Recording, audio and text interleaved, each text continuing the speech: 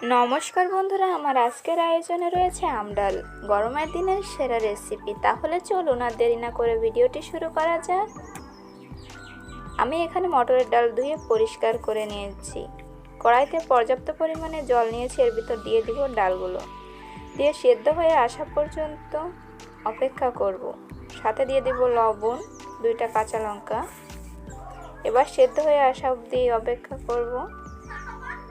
সেদ্ধ হয়ে গেলে একটা হাতার সাহায্যে মিলিয়ে নেব।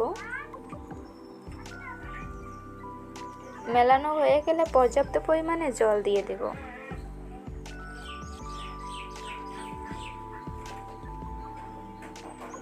এবার একটু নাড়াচাড়া করে দিয়ে দিব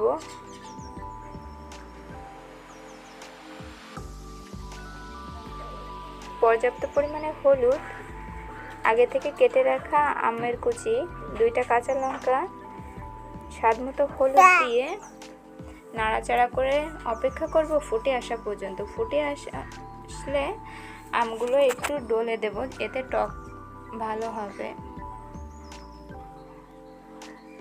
কড়াইতে নিয়েছি পর্যাপ্ত পরিমাণে তেল, দিয়ে দিচ্ছি সরিষা ফোড়ন।